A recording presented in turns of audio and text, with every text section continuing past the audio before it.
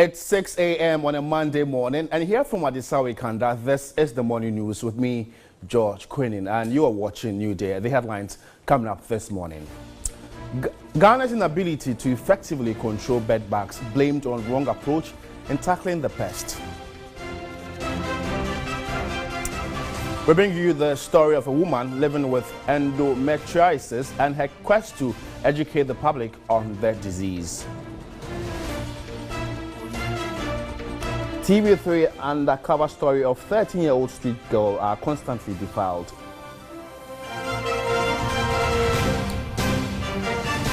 And security is a major challenge confronting healthcare workers at Zenu Polyclinic.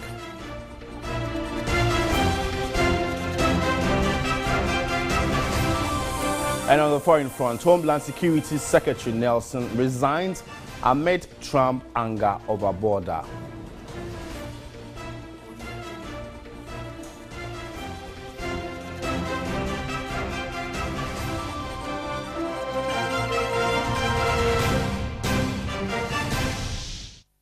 Details of these and many more coming up in the next 30 minutes. My name is George Quinn. We are live on DSTV channel 279. On to our very first story. A lecturer at the Department of Animal Biology and Conservation Science at the University of Ghana, Dr. Fred Abuaji, has blamed the country's inability to effectively control bedbugs on use of the wrong approach in tackling the pest. And the entomologist noted knowing how bedbugs look like and their basic biology is the best step in effective control.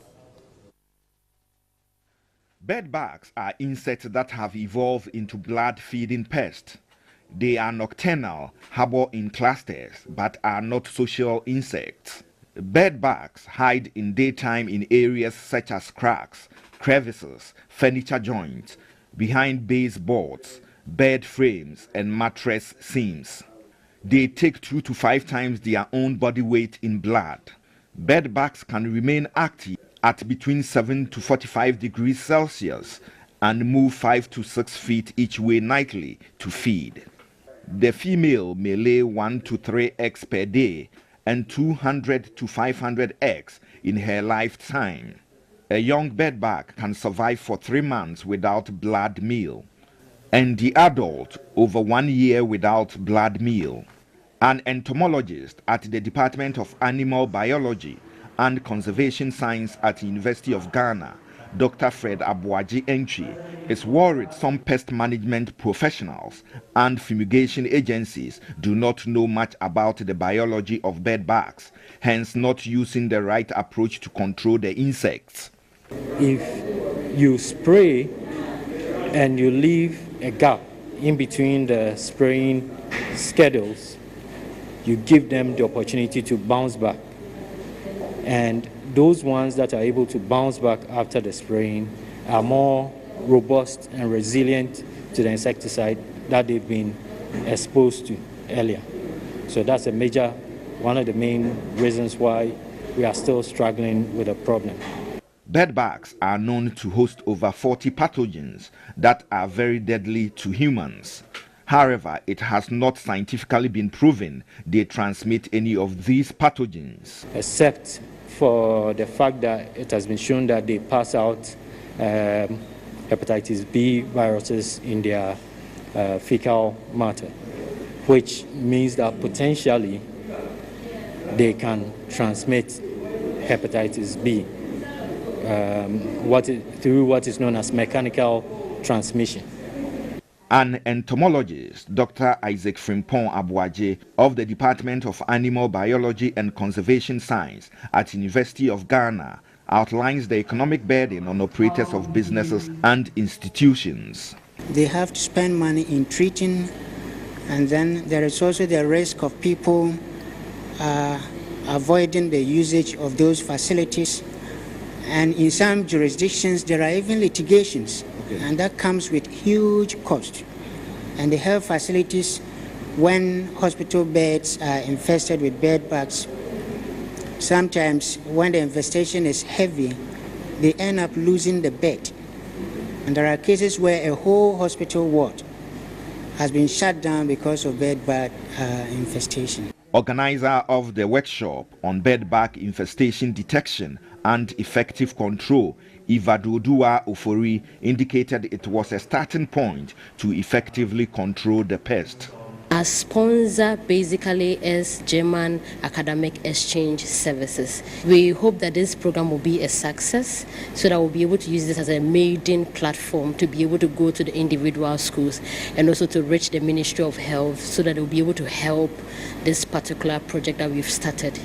A housemaster of Pope John's Senior High School indicated the bedbug menace in educational institutions places a challenge on effective teaching and learning. Most of the time, students even has to disorganize the room that we have even given them because of all these bedbugs. Aside that, it also has effect on their academic work because they are also going to suffer some allergies and also some rashes on their skin. Then also, we also look at how they also come out from the dormitories and sleep outside. Bedbugs' preferred feeding time is pre-dawn, when their prey is probably in a deep sleep. And that was my report. That was my colleague Ebenezer Jokumboatin coming through with that report there. Now, the Power Distribution Service (PDS) is working to address power cuts in parts of Kumasi following a rainstorm on Thursday night. The storm caused interruption to power distribution system, leading to outages. A severe rainstorm on Thursday night in Kumasi caused havoc and left scores of people displaced. Hundreds of residents have been rendered homeless as dozens of the buildings have been destroyed. Electricity was cut in most of the affected areas as power cables were cut. The storm uprooted trees and brought down billboards of the PDS distribution conductors, causing power outages. Ashanti Regional Public Relations Manager of PDS, Erasmus Tre Beidu, says engineers are working to rectify the faults and restore power. Destruction was very extensive, but we've managed to restore supply to quite a number of affected areas. So we are continuing until all the areas are provided with power. We want to appeal to people that whenever it is raining like that, in the first place, when we sense danger, we'll put off the light because safety and security of our customers is paramount. PDS took over management of the Electricity Company of Ghana on February 27, 2019.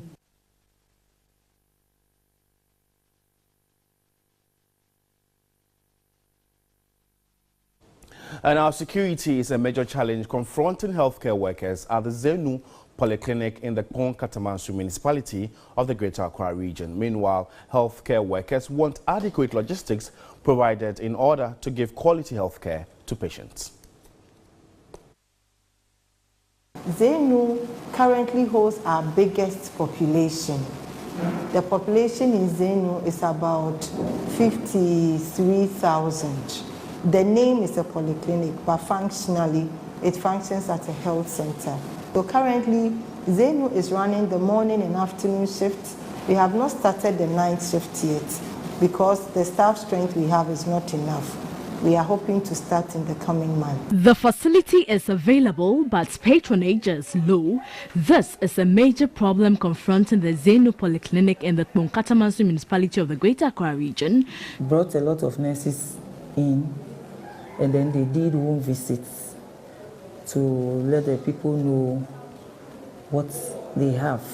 And still, they are not coming to the facility, all because there are some question marks. They said when they come, the place has been locked. Yes, and that one woman even said she was having an asthmatic attack, and she came down, the place was locked. So she intended not to come again, rather go ahead. Light, security was a challenge. And Zenu is a very risky place. And most of the nurses working, almost all of them are females.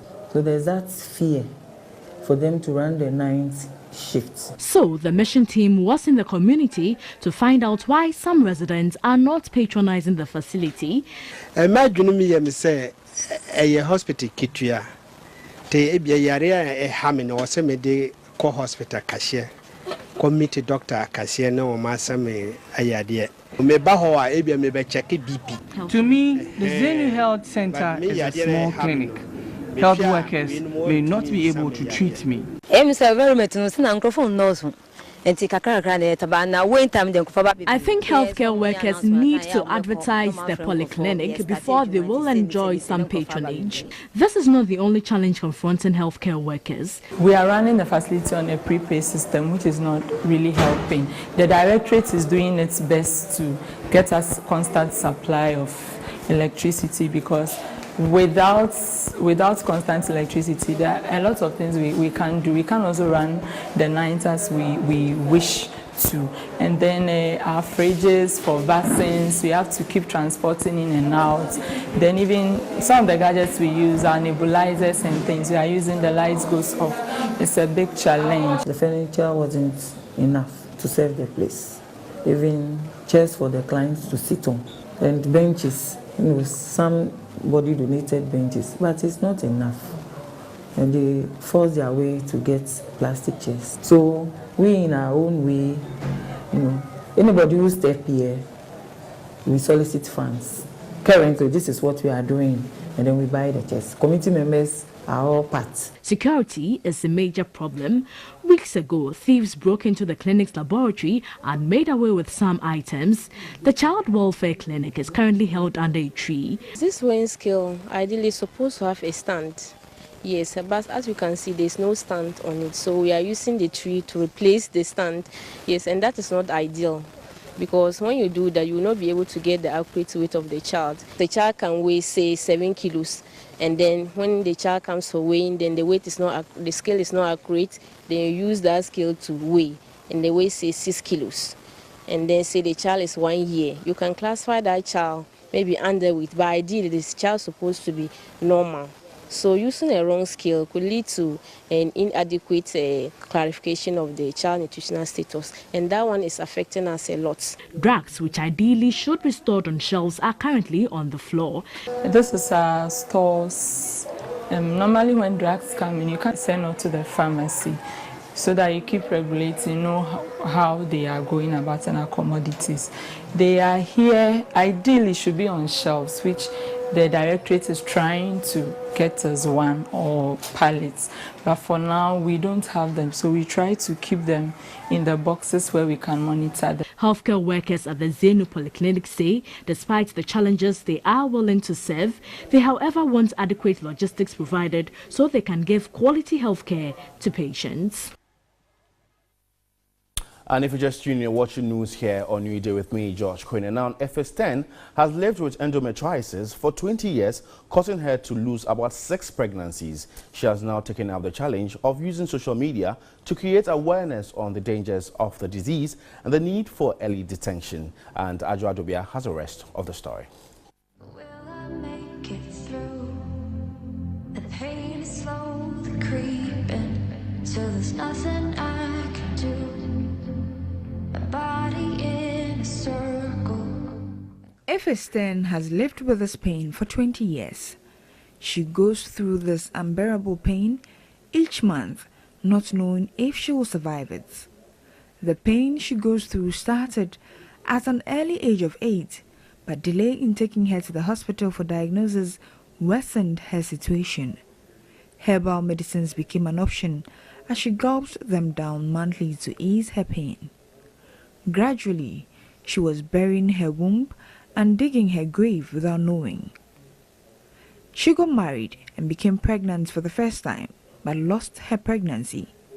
It was until then that she realized that she was not just suffering from severe menstrual pain, but had a condition called endometriosis. After losing 7 pregnancies to this disease, she finally ended a 7-month term of carrying triplets who did not live. My last pregnancy was a miracle. I had 7. I had triplets, and I delivered because they were going to take them out about 7 months. So I had 2 weeks to 7 months, and my water broke and I had stillbirth. So they were alive, but they all died one after the other, not one day.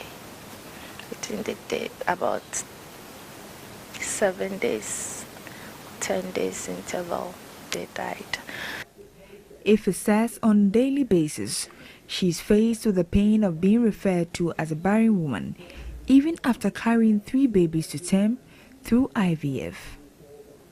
She shares her struggles, discrimination from society, and constant pain. And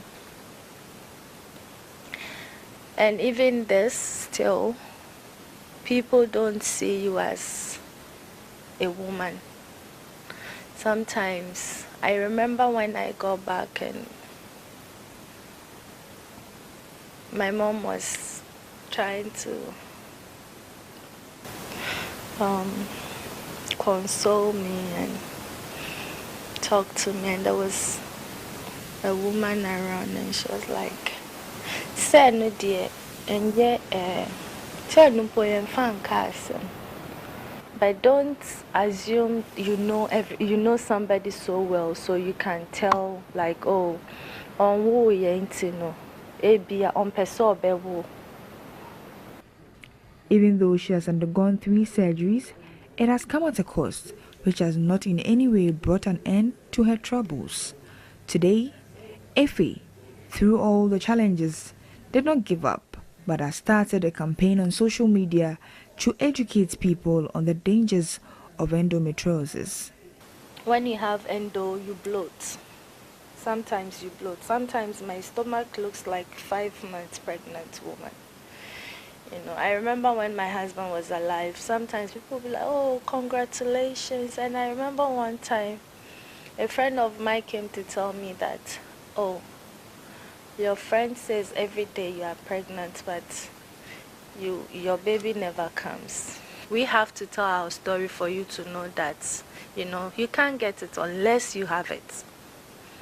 You know, so it's hard. I have been diagnosed with PTS, a whole lot of depression stuff. You know, sometimes I get frozen brain. Sometimes I don't even like myself. So when I hear somebody saying they don't like me, I laugh, because sometimes I don't like myself. It is estimated that the crippling disease affects 176 million women around the world. Doctors and researchers have still not been able to determine the causes. The cause is not known. There are a lot of things that we think contribute, but then there are no specific risk factors that we can say that if you avoid 1, 2, 3, you will not get endometriosis, or if you do ABC, you will get endometriosis. The only thing we know is that sometimes it tends to run in families. And so if you have endometriosis, it is very likely that your sister will get it, or that your daughter will get endometriosis. So it tells us that there may be some genetic component attached to it. But really, we can't pinpoint and say that this is the definite cause. But research shows that when there is a hereditary link, the disease seems to be worse in the next generation. Reproductive techniques have improved generally, even in our country. So there are lots of options available. Sometimes just by doing certain things or by the doctor giving certain drugs just to increase the chances of a pregnancy, it works. When that doesn't work, there are options like IVF, which is, even though expensive, but it's available in our country. We have people going for surrogates and all things like that. Okay? So those are some of the things that could be done to tackle infertility. But then too, if it's diagnosed early, then treatments can be put in place to minimize the damage.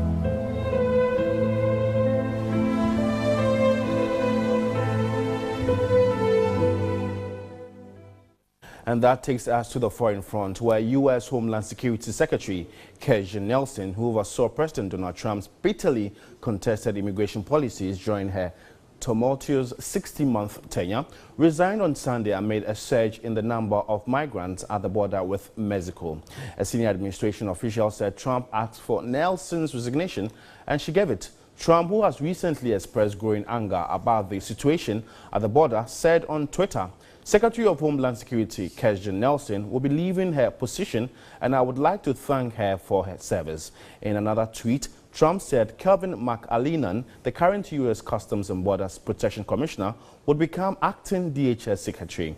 In a tweet late Sunday, Nielsen said that she would stay on until Wednesday. I've agreed to stay on as Secretary through Wednesday, April 10, to assist with an orderly transition and ensure that key DHS missions are not impacted, she said.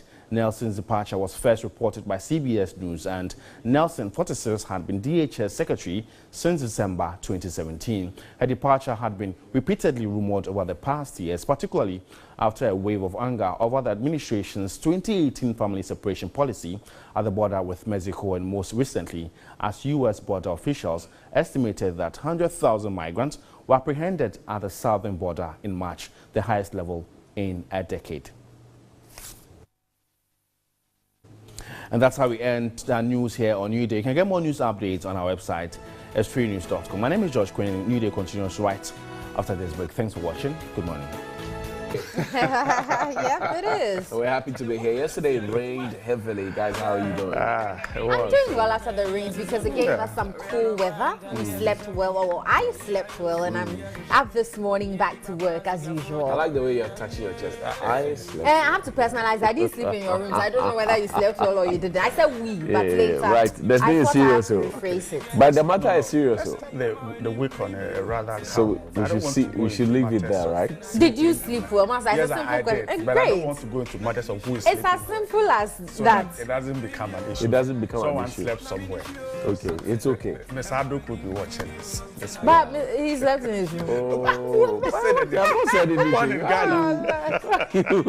anyway. Wonderful Monday morning. Yes, it is. I'm sure the roads are okay, except that the refuse that were choked in the gutters are back on the streets, and I'm sure the local authorities will be getting ready to sue them this morning. True. Particularly the one around the interchange isn't good at all. It looks very good at all. Unsightly, and there are several places. But look, just last week on the All Good Road, Johnny Road, they had collected heaps of refuse and dumped them on the shoulders. This morning, when I was coming, I noticed that they're all back into the road. The same things we've been talking about this, because last week it seemed like the whole country seemed to be on a cleaning exercise where you'd see people sweeping around, because the same thing was happening on the La Paz N1. Right. But again, they'll leave the rubbish there, hoping to come for it when it's dry, and then the rains will come and push it back into, and so the job done is zero. You know, I wish we really could plan it well so that when they go in to do it, immediately they take it to another site to dry it. Because if the reason for leaving it there is because you want it to get dry, you don't want to take it with the moisture, then I think there should be a site where that can be done. Because I don't think outside when they clean their gutters, they leave it on the shoulders waiting for dryness. So I think there's a better way we can do And yesterday, it was a short rain, quite heavy if you ask me. The wind was blowing and all of that. And then just a little rain. I took a drive through town after that. And there were pockets of flooding everywhere. Around Kolebu, around even on the high streets, at Tamils High Street, where the fire service training school was, the Kwame Nkrumah Circle, parts of Ridge. Everywhere the gutters are flooded. The gutters are true. And then we came through the circle interchange, and the door was full already. So now, if we had had another hour of rain, you could have imagined what would have happened. And yesterday, there was a military truck that sped off, past us. It had 2 lifeboats. Clearly, some people were in trouble. Yes, some people were in trouble. So it comes back to the question. The president has asked that we get an emergency response plan, in place. Remember, it was on the front page of the graphic. It's been like 2 months now. We have not heard about the plan, but this is prior to the national conversation that we need to have such a national plan. The rain is coming. And integrate everything, as opposed to having NADMO or any other institution telling you that, move to a higher ground. It's just like telling you, if that's your only home, to move and go where? That's the thing. Okay, so this is my So Johnny, this one we'll be about. Very soon, the people along the Wager River will come crying. Very soon, the people who live in waterlogged area will come crying. And there have been places that hitherto were not flood-prone areas. But it's because somebody has been authorized to build at the wrong place, they are now being affected because they are downstream. Okay, it's wrong. Yeah. This morning we'll be talking about sanitation. I mean, the key thing is when you take the refuse out, where do you put it? And we'll take a look at recycling, reusing what we put. We'll cut all that. Yeah. But let's watch what's coming up this morning. Monday, the 8th of April 2019, this is New Day. Coming up, despite the suspension of the load shedding by government, parts of the country continues to experience power outages. On Daily Rant, we ask, how have you been affected by the on and off of power supply? Daily Rant, let's keep talking. Our mission this morning, the benefits of inclusive education. How can children learn at their own pace and style within a nurturing learning environment? And in entertainment, we meet Lycon VGMA and Sang artists. Time to wake up and feel the sunshine.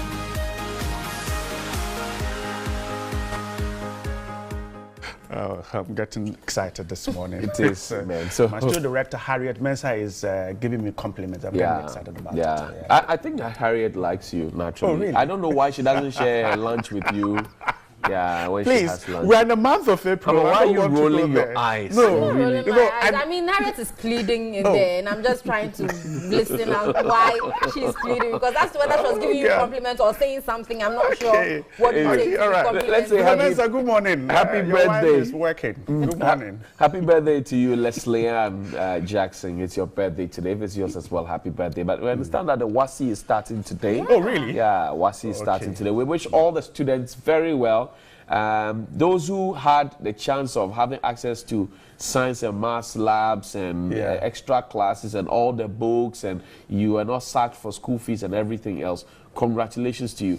Those in the villages who didn't have access to all of it, well, we can only wish you well. Johnny, we can only wish you well. Let me leak given the fact that you are sitting for one the of same the questions for social studies. Oh, really? If you're writing WASI and you do not know the names of the 6 regions and the regional capitals, don't go and write. You'll be in trouble. Yeah, I'm sure you'll be in trouble. That's a question I have linked. I know it should be there. It's one of those things that you anticipate, even if you won't show up because they want to shock you. It's something you should know. I mean, if you didn't learn it before you get there, then you are just shooting yourself in the foot. It will be somewhere. But one of the objectives you find, what is the capital of the Bono East region? Yeah. You should know. You should be able to. You should be able to say it. It's important. But you can give them that. When you give a point, you actually give the question and the answer. So you should start all the 6. Name them. Bono East. Yeah, come to us. Yeah, no, we. But how? Look at how you tell the Bono East. So today that the child is going and you're asking this question, how are you right? Usually they start with oral English. Yes, oral English. Start with so they have some time to prepare. Yeah, but we all have to learn it. We all have to. But honestly, this morning I'm blank. I can't remember. Damongo is there. Oti is Nalerigo is there as well for Savannah. Oti is what? Oti is the Volta region. Dambai. Yes, I think Dambai. And then what's the other region? This is hard. Bono. But we just have Bono East. Okay, so we have to we'll revise our We'll revise and come and teach we wish you all the best. And I don't want to talk about the fact that teachers were writing their exam questions on blackboards. I don't want to talk about it. Well, but I don't want to talk about it. I don't want to talk about it that in today's world we're writing what do you call it? Exam questions on blackboard. Those are when we were in school. We used to quickly go and spy the questions. And go and look at it. Because the teacher's writing on the board. Exactly. So his or her back extend to. Somebody told me that if it was in his era that this was done, he would always go forward and tell the teacher he can't see. Then he'll go and copy somebody's work, come and write. Copy and go and write. All right. We'll take a break now. We'll return after this.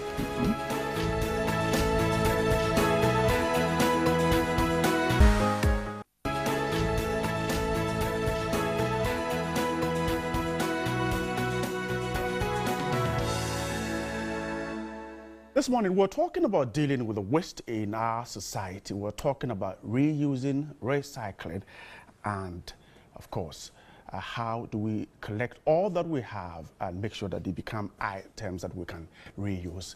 And my guest will let us understand exactly how this can be done. Mr. Michael Paddy Tuo is the acting MD of Accra Compost, and Mrs. Emma Chiabuache is the Director of Communications and Corporate Affairs at Zoom Lion. Good morning, lady and gentlemen. Good morning. Let's start from here. We saw the rains once again. Our streets are filled with refuse again, but let's start this conversation this way. What do you see as government commitment to cleaning or to the sanitation sector? Let me start with Mr. Tuo. Good morning once again. Right. I think when it comes to government commitment, the government has done a lot, right, and continues to do its part in terms of policy direction, in terms of also the private partnership with the private sector. Right. Zoom Lion, or the Jospon Group, over the years has collaborated with the government in this direction to make sure that our waste menace is somehow, or to a large extent, managed. We have also in the past, or in these recent times, of which last week we also saw the magnificent technology that we kind of introduced to help solve the problems that we are confronted with waste. So government has set the environment. What is left is the private sector to come in? Yes, it's set the pace. And Zoom Lion and then the Jospon Group, for that matter, has taken a lot of advantage in that. Even before you go on, let me come to Madam Chiabuache. Now, so what we need to do now is that we're collecting the refuse, but what do we do with it when we collect the refuse? Until last Friday, when the new plant was launched, we will collect, transport, and send to the various landfills, which are not available anymore, though, I would say so. Or better still, the plant that we had at Ajin Kutuku, which started the sorting and the composting. So that was just what we were doing. We will collect and dump. So, and just a few can be collected because of perhaps the space we need to recycle that we don't have? For the collection, for the structures we have in terms of our fiscal environment, right, we are able to collect those that are with contractors, are working with contractors, like the communities that are franchised to the various contractors, then we collect. But there are people also who have decided that they will not be hooked on to any contractor. So they're on their own? Yes, ESPA has been able to sort of... That's the Environmental Service Providers Association has been able to bring together the informal waste collectors, those who use the tricycles that we refer to as aboboya. Right. And they are going into the communities where the huge trucks like the compactors cannot go to. And they are collecting from door to door. And people give their waste to them as in instant, as they generate the waste, they give it to them and they pay stipends to them. But where do they put them? The tricycle riders. Right. The tricycle riders, some bring them to facilities that we have. Other unscrupulous ones to, I believe, dump them anyhow. Anywhere they find. Sometimes it is because of the distance from where they have picked the waste from to the dump site, and you know the capacity of those vehicles. And so when they find it very difficult for them to get to their final destination, they dump it anywhere. I see. Mr. Tuo, so in the face of this, then composting becomes very important. Tell me about it. Yes, certainly. But composting is just one of the various ways to deal with the problem. Yes, the composting is the handling of the organic matter of the waste. But then the waste is made up of several materials. We have the organic component and then the recyclables. So facilities like the Accra Compost and Recycling Plant is to deal with the organic matter, which constitutes close to about 60%. So you're talking about organic matter as in leftover foods? Exactly, any material that can be decomposed naturally. And then that is made up of about 60% of our waste here in the sub-region. And then the recyclables makes up that 40%. So when you recover the organic, we had to decompose it into compost for agricultural use, because this also has effect on the landfill. You know, the organic material, when it decomposes, it just generates methane, which is quite not good for the ozone layer.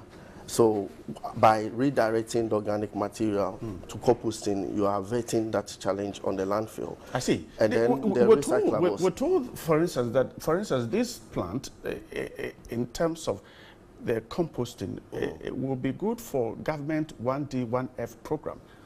How does it come in? Yes. When you look at it's in terms of employment. Right. In terms of employment, we use it to generate a lot of employment, and also not directly, but indirectly as well, because the recyclables, for instance, that we recycle, like the plastics, are also made available to plastic manufacturing companies and other informal sector that also use the plastics for other productions. The organic material that is composing to compost for agriculture is also to help the farmer to get fertilizers. Exactly. Organic fertilizers. Exactly, to regain the potentials of the soils. So the benefits of such facilities is quite diverse, and it cuts across. Apart from employment, you are talking of direct and indirect taxes that you kind of pay to the government, and then you also talk of the employment, you talk of the environment, the savings that you bring to the environment. And then from importantly, the reduction in carbon print. Right. Because like Emma rightly said, the journey from the source to the disposal, when you bring this composting or recycling units closer to the doorsteps, you are shortening the distance, the travel time, and thereby reducing the turnaround time for the lifters, the contractors, to be able to pick and then come back in short time to also pick again. Emma, this good thing, you should not be left in a cry alone. Yes, we have intentions of opening opening one in each region. So in the next 2 years, we hope to get one in all the 16 regions in Ghana. And the overall impact on sanitation, Mr. Tuwo, how is it expected to be? How well will it ensure that we don't have refuse on our streets, and that all that we produce are treated, recycled? Yes, the overall impact will be very significant in terms of the strategy that we've put in place as a group. You realize that we started with the haulage some 10 years back, and then the need for us to have recycling or recovery units was also introduced by the Accra Compost. And then thereafter, we also brought in the transfer stations just to also mitigate the distance, okay? The time that the trucks will have to travel to the landfills or to the Ajinkutuku plant. We introduced the transfer stations. But now you realize that we've introduced the mobile plant, like the one we commissioned last Friday at Accra. That also to complement the overall efforts. And then also going forward, we as a company or as a group will continue to provide the infrastructure. But it also will have to support government dream of making our cities clean. Exactly. But again, it will also depend on the individual or the citizen. Your duty is to, when you generate the waste, you have to store it, and then it has to be lifted and then disposed of. So if you decide to indiscriminately dispose it anyhow, you're going to have situations like what you were just telling us before we started, where you took in the drains and then, exactly. And so it's a concerted effort that we all have to put our efforts into. Quick wrap up for me, Emma. Talking about the storage, we have the strategy at Zoomlion to roll out 1 million bins into the system, because from our research we have realized that if the individual has a receptacle, then the person is motivated to dump in the receptacle. Right. So, and we want to do that together with the assemblies, place bins on the streets. We all together as citizenry protect those bins, so that as you're walking about, if you generate waste, which is a regular thing we will all do all the time, keep the waste and at a short distance you get a bin to dump in, and in your home you have a bin. When the waste is not left on the ground or not cared for, then we are sure that it will not run into the find drains. their ways into the drains. I'm grateful to you. Mrs. Imachina Boache speaks for Zoom Lion, Director of Communication and Corporate Affairs, and Michael Padituo is the acting MD of Accra Compost. Gentlemen, lady, I'm grateful for your morning. And stay there. We have more on the show, but let's not talk about the Dumso. I'm sure you experienced some last night. Exactly how is it affecting you? Join us on Daily Rant. This is what it feels like.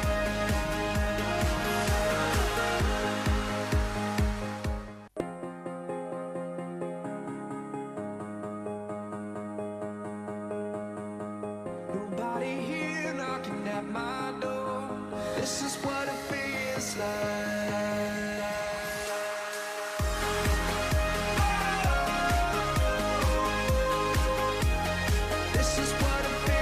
like.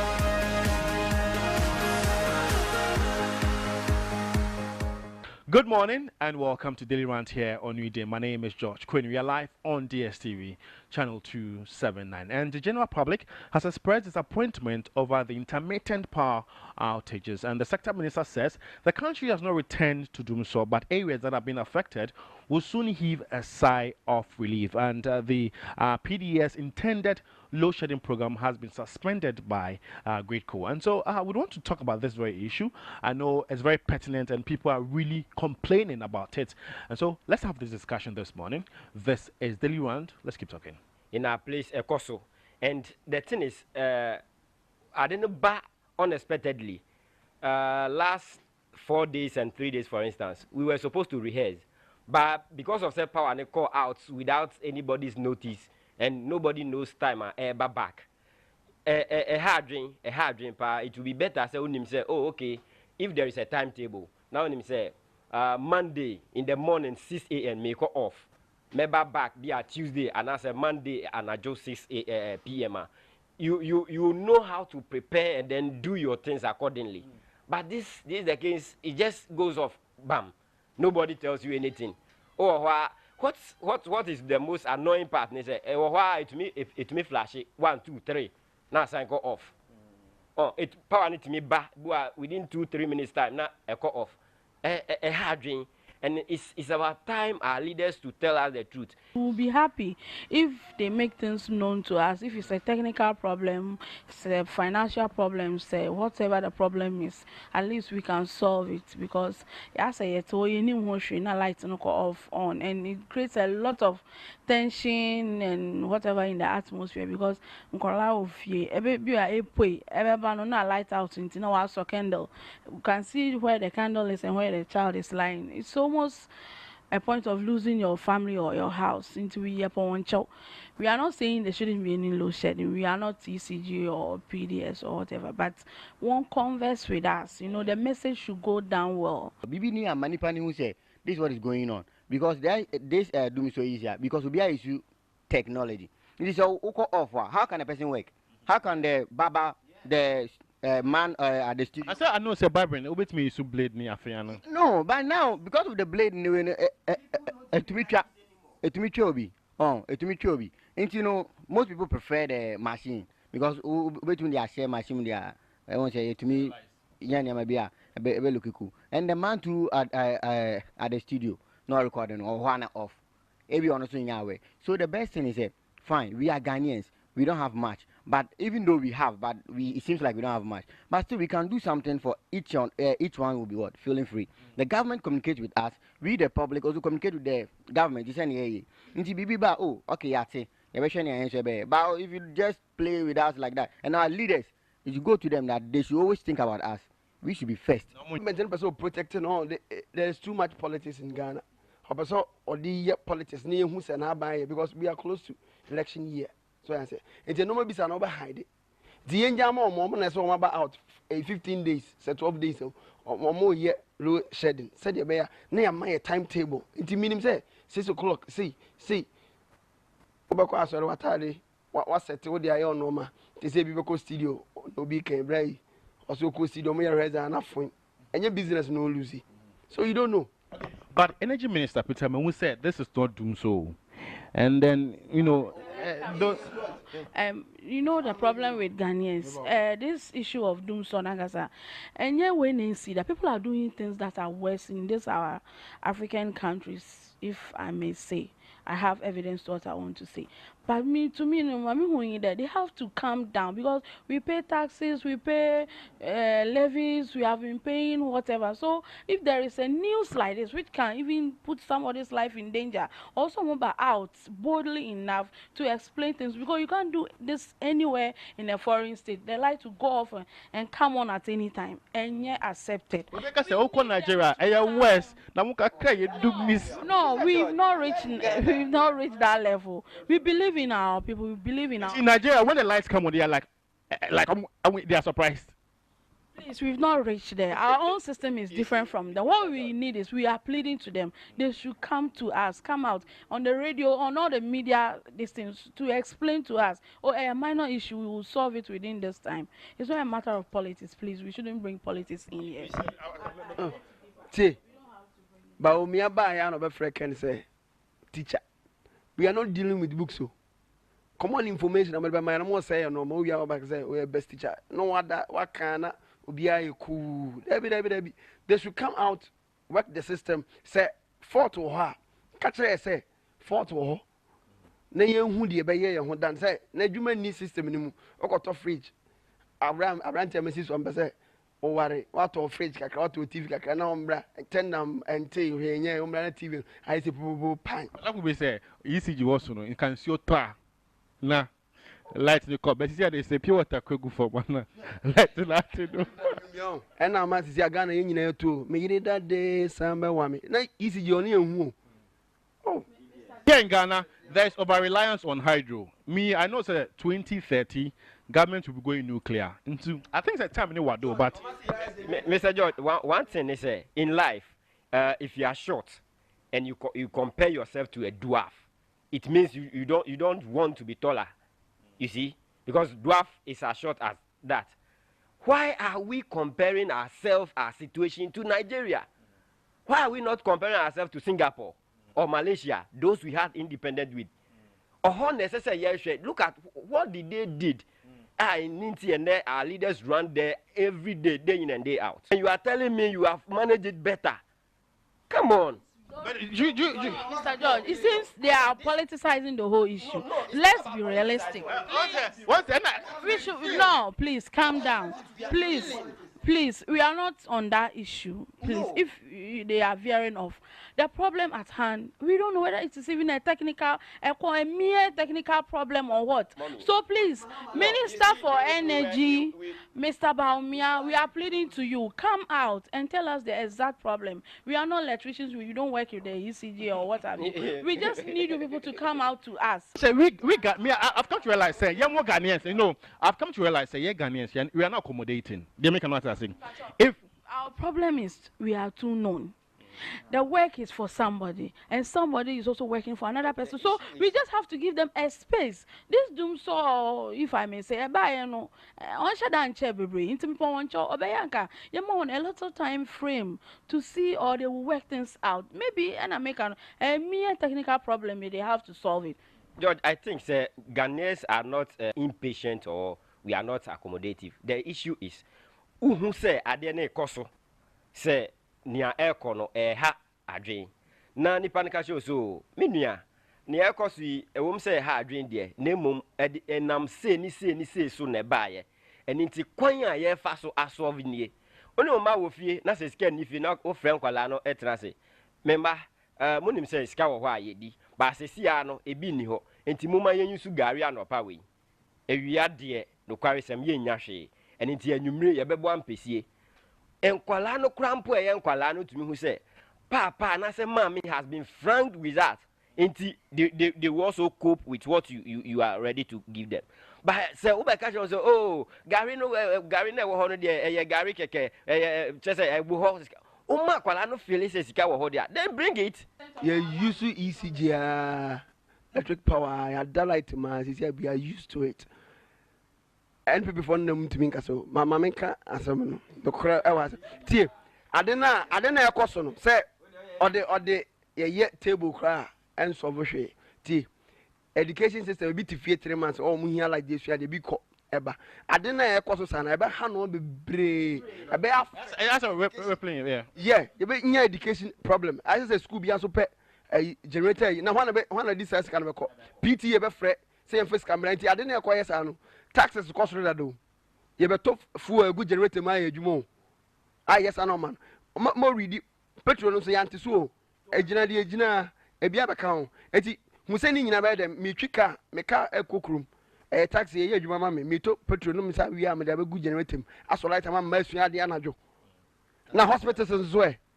So it's been a fruitful discussion, and so with the intermittent power outages, the public don't want it to politicize. Also, they want government to come out clear on whatever the challenge is.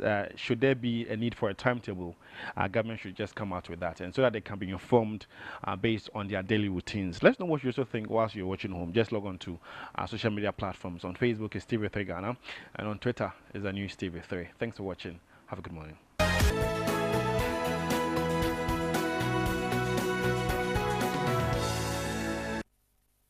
This morning says government will withdraw unapproved fees and charges at port to further reduce the cost of doing business. That's the story on the front page of the Times Daily Guide, how Anas boy killers were nabbed.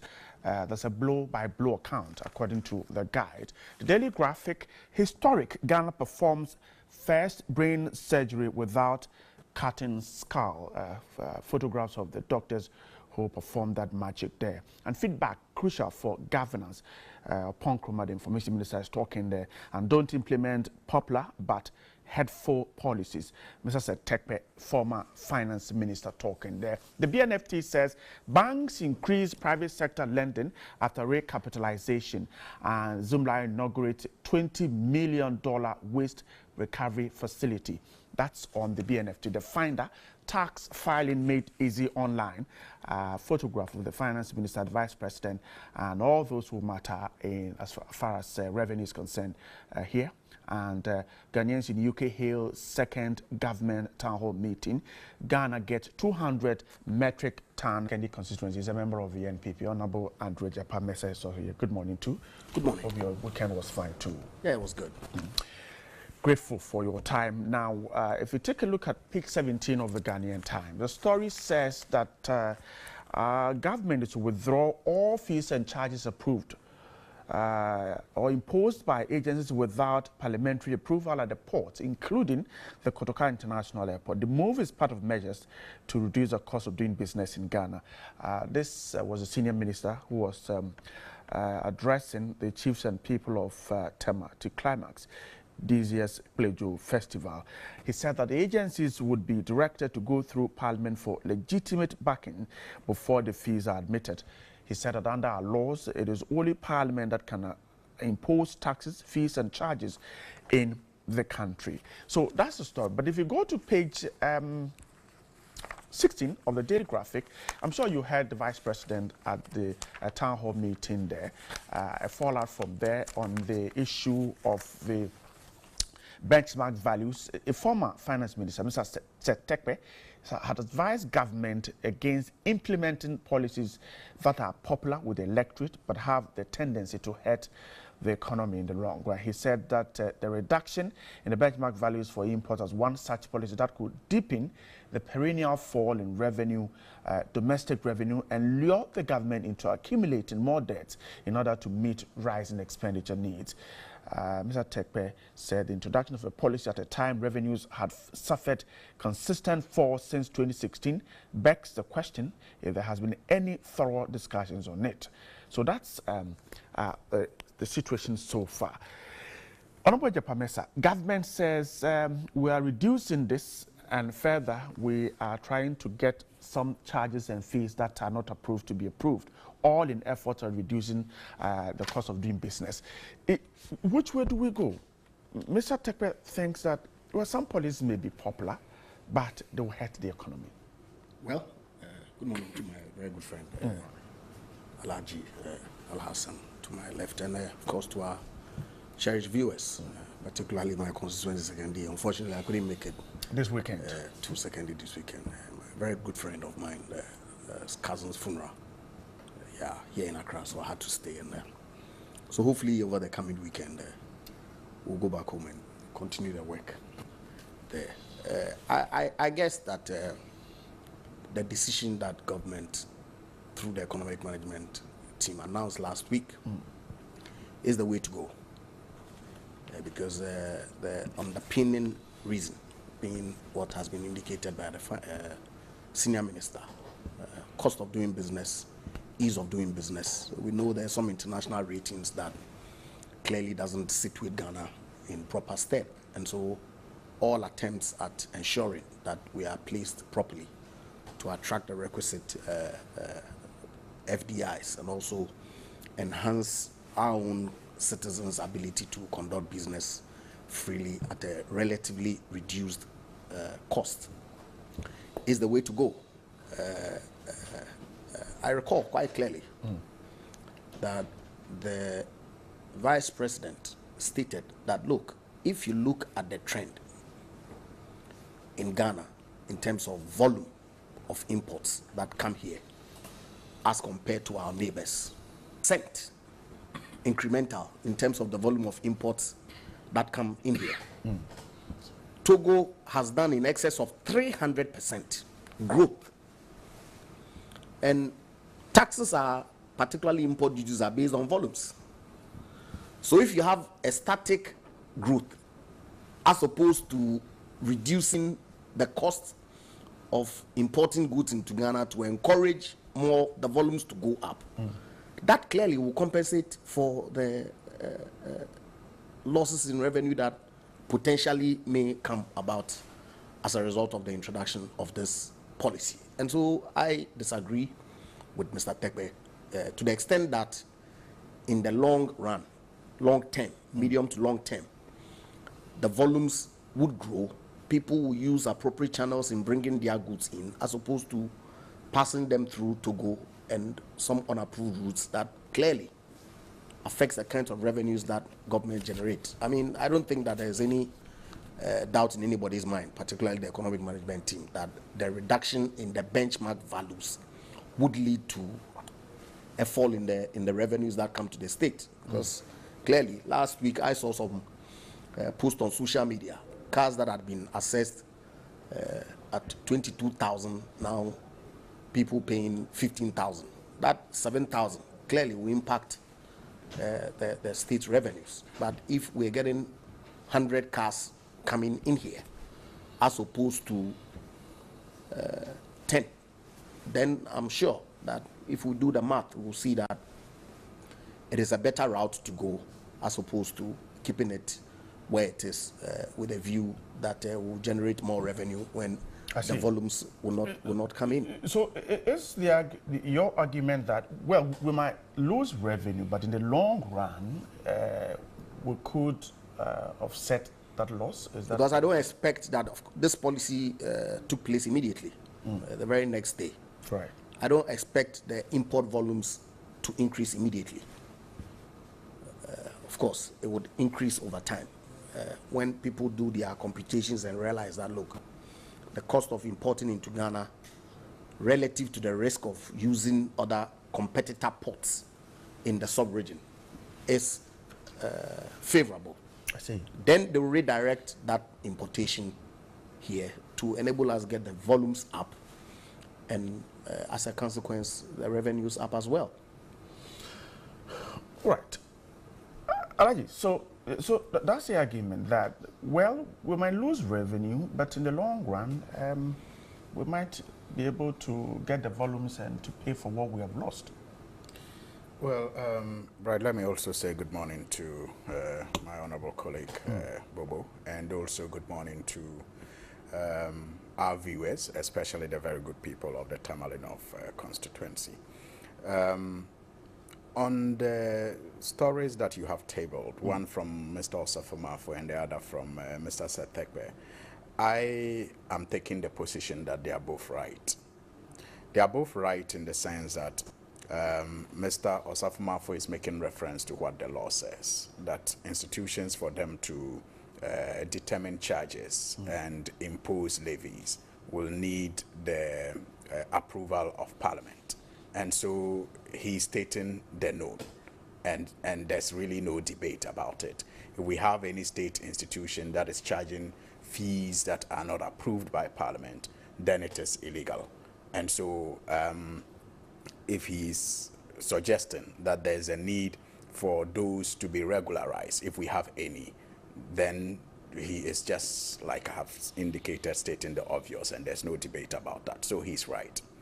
Then on what Honorable Seth Thekpe also alluded to, in specific reference, I'm sure he was speaking about the reduction the benchmark that we witnessed at the ports as a result of the political directive from the Vice President.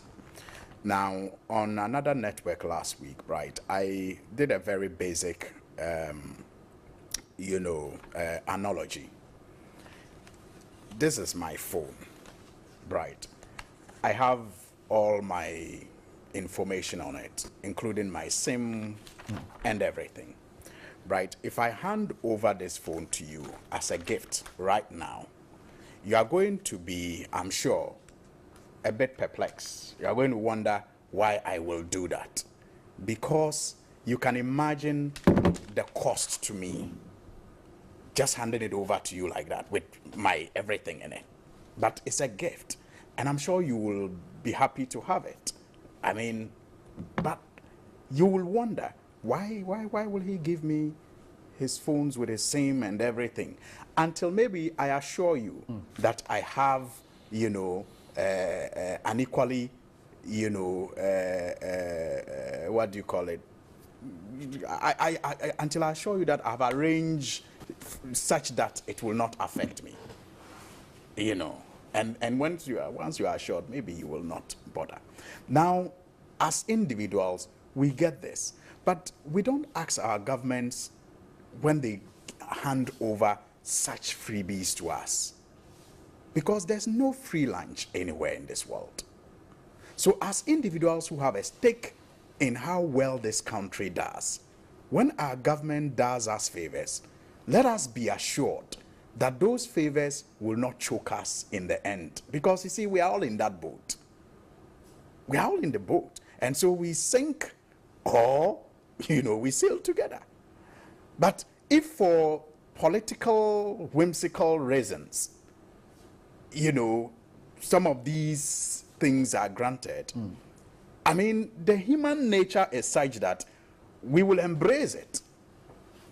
But I'm saying, in embracing it, like Honorable Seth Thekpe is saying, let us not lose sight of the fact that some can be Trojan. And you see, last year, the finance minister complained severely. In fact, he was almost angry about revenue targets that were missed by the GRA. Because of that, Mr.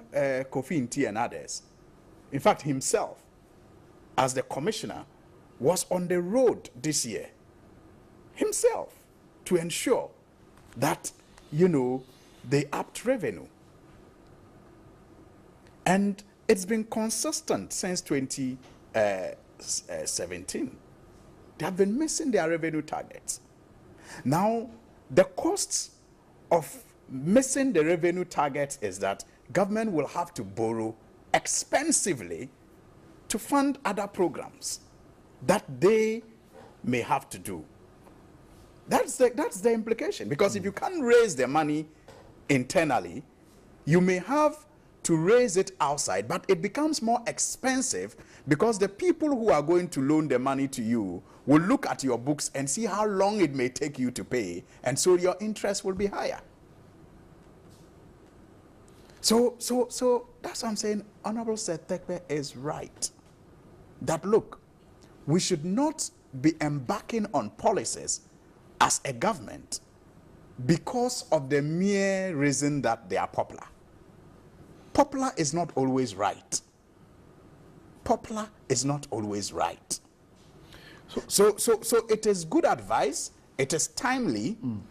The good people of Ghana who have imported things may be enjoying some relief, but it is important that our government assures us that the costs will not be worse than the benefits that we are enjoying today as importers.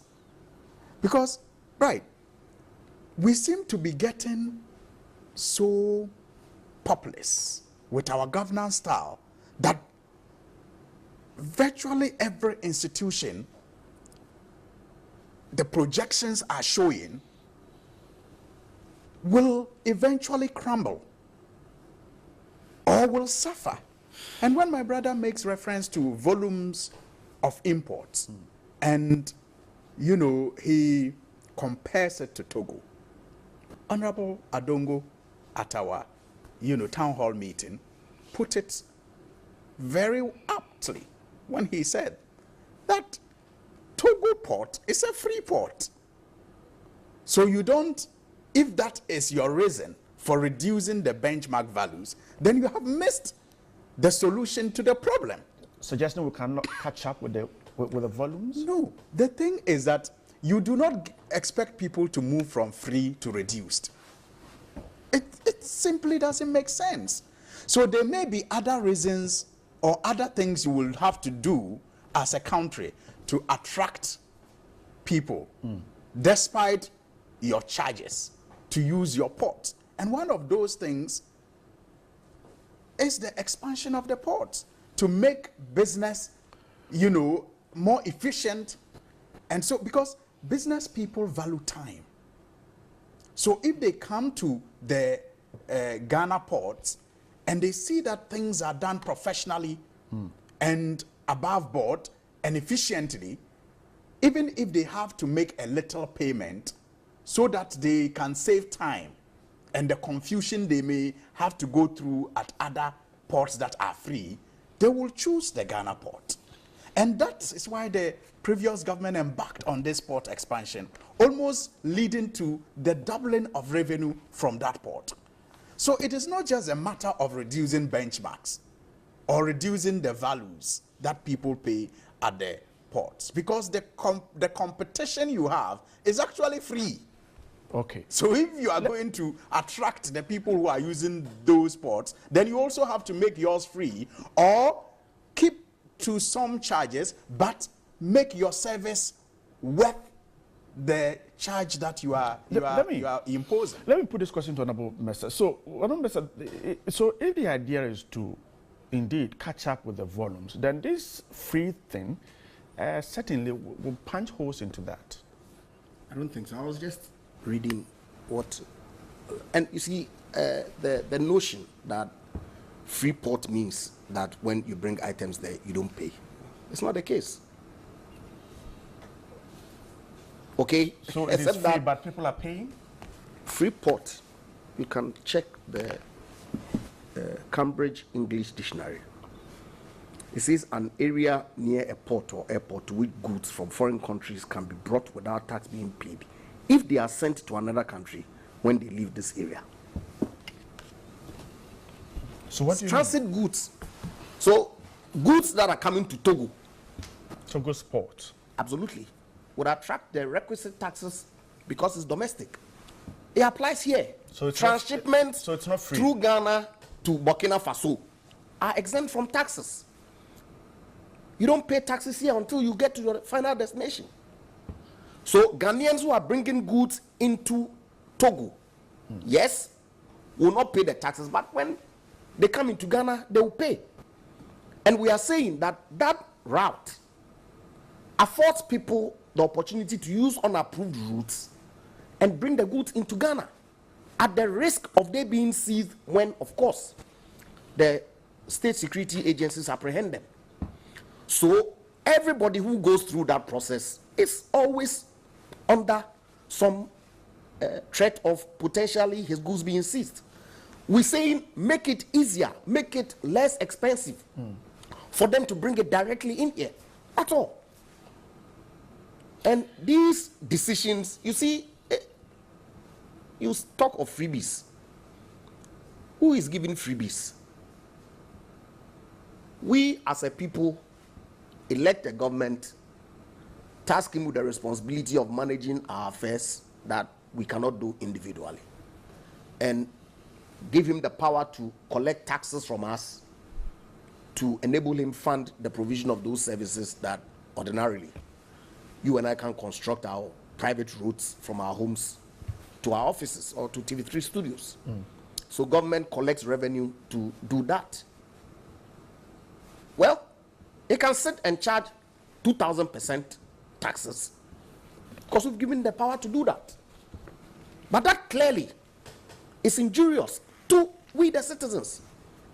So government is taking a decision that, look, every item that comes into this country, because of our own, people under invoices and all those kinds of things that seeks to undercut the system, we've pegged values for every item that comes into Ghana at X amount.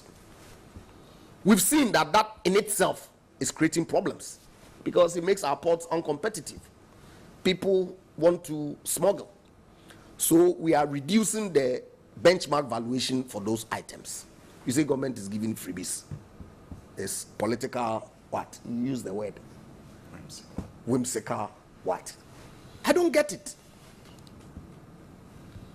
In any event, you see, yes, revenue targets have been missed. But year-on-year revenue growth has been recorded in this country. It's a matter of fact. And targets, yes, the expectation is that you put in measures to ensure that you meet your targets. But if you're growing your revenue year on year, but you don't meet the target because you've set a really high target for yourself, all you have to do is to employ other means, including broadening the net, generating the kinds of volumes that the expectation of this reduction will bring about. Okay, so, it's a complex maneuvering, but I believe strongly, and it's not like people just woke up and took a decision. No, the Vice President indicated quite clearly to the people of Ghana that, look, we've done extensive studies on the entire sub-region and have arrived at this conclusion. And so where the revenue shortfall is going to come in, and we've indicated that expectation is that within the next 3 to 6 months, well, our revenue may reduce. But the expectation going forward is that we'll generate the volumes, if even we're able to grow the volumes at our ports from 4% to 50%. Look at the differential that will bring in. So you disagree with the fact that Togo is a free port and that it is not? Right, I've given you the definition of, I'm not an expert in port. But do you know that Togo is a free port, or you do not know? I have read to you what the definition of a free port is. So it doesn't matter whether Togo is a free port or not. Free port doesn't mean goods that come in there are free. I'm just asking you a question. That you don't pay taxes. Are you aware that Togo is a free port or you're not? Doesn't matter whether I know or I'm aware or not. I've given you a definition of free port. And that's what it means. So whether Togo, Ivory Coast, Senegal, or wherever, they are all free ports. I'm saying that doesn't mean that goods that are used through that port into Ghana does not attract taxes. Okay, so the only reason why perhaps Togo is recorded volumes and we are not could be that our values are high. Absolutely. Okay, grateful for your time. You know, right, it's quite interesting. I mean, by his definition, sticking to it. I just read. Yes. But what I'm saying is sticking to that definition will mean that Ghana's port is free as well. But you and I know what the truth is. So there's no point belabeling. I mean, there's no need for us to belabor the point. I think that everybody, especially the business community that knows better than you and I, who are into imports, understand this discussion better than we can pretend, to understand it. But I just want to give you a practical example of perhaps what Seth Tekwe meant and what I also meant by political whimsical reductions. And that is, don't get me wrong, nobody should. That's not to say it is wrong that government is providing this ease for people who are importers. No.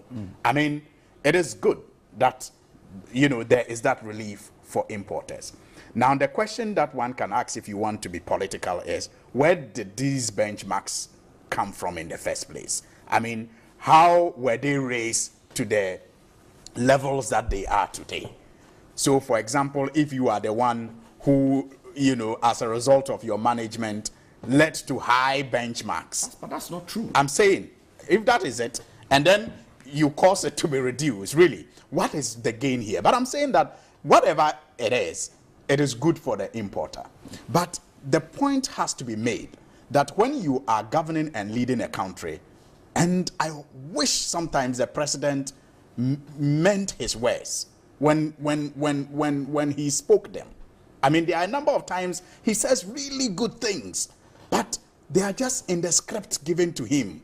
So you can tell that, like the case of plagiarism, he's not in the story. Because when you talk about thinking of the next generation and not the next election, and you actually mean it, then you will take decisions that are not necessarily popular, but decisions that are right.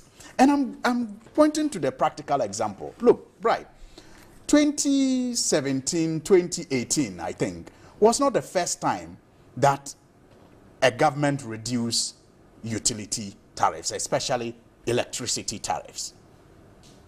It wasn't the first time, but it happened in 2018. Now, in 2016, when it happened, at the end of the year, Gridco posted a profit of about 7 million Ghana cedis. ECG posted a profit of about, I think, 45 million Ghana cedis. That showed that the sector was improving and going well, even though there was a reduction, because the reduction was thought through carefully. Now, fathom the situation where in 2018, when we saw a reduction in utility prices, today, Gridco is indebted to a tune of about 500 million. It was the same in 2017, 2018, the same. In fact, it has increased, the debt has increased in 2017. ECG debts have increased from 2017, 2018. They have recorded losses. That is what I should be saying, losses, not even debt. Losses. Like they made profit in 2016, and then they recorded losses in 2017 and 2018 as a result of these political, whimsical reductions.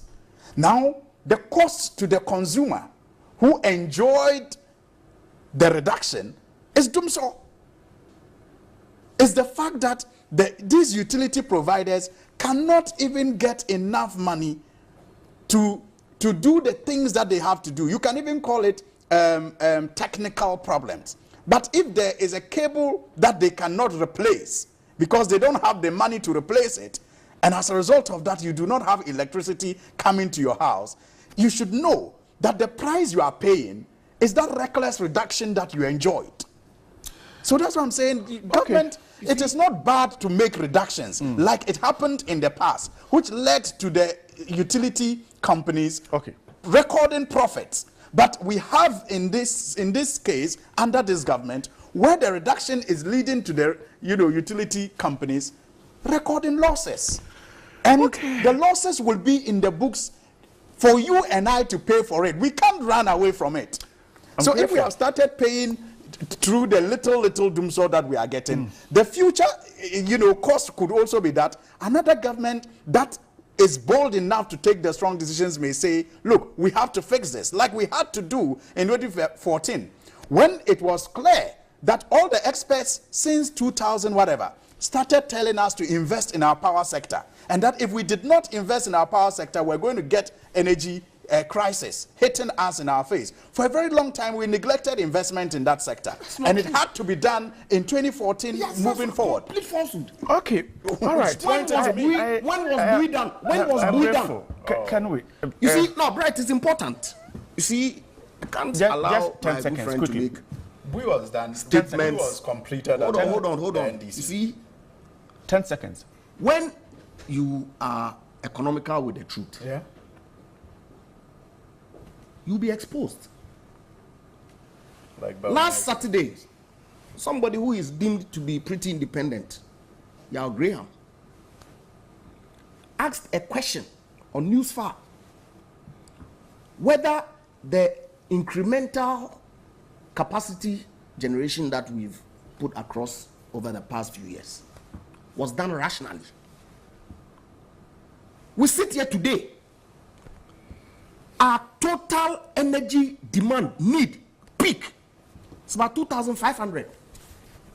Yet you contracted power up to 11,000 megawatts, which has to be paid for, whether we consume it or not. Was that sensible? Was it sensible for any government to do that? Yet we sit and make statements to the effect that it is somebody's reduction. Look, but for the kind of agreements that you sign, I'll come to you. Okay. But for the kinds of agreements that you sign, Ghanaians should be able to enjoy a much more reduced electricity cost. It's a matter of fact. So it's the agreement that is costing us. Of course. And I'm amazed. I know that the wheels of justice grind slowly, but people have been reckless and ought to be held accountable.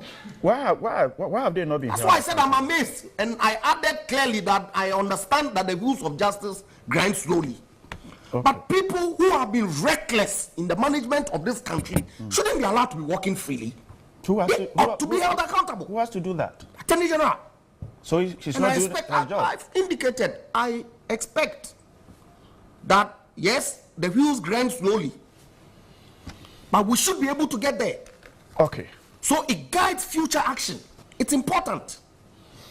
And President, when he makes commitments, he lives by them.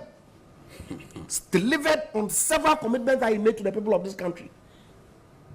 Okay? You mentioned ECG being profitable in 2016. How about 2015? How about 2014? It doesn't matter.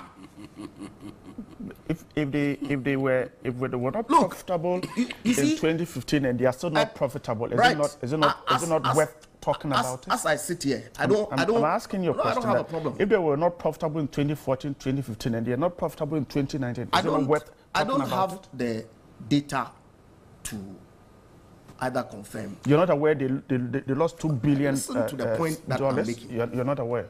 Listen, I don't have the figures from the previous years of their operations to say that ECG was consistently profitable and that for the action of this government, they become a loss-making entity.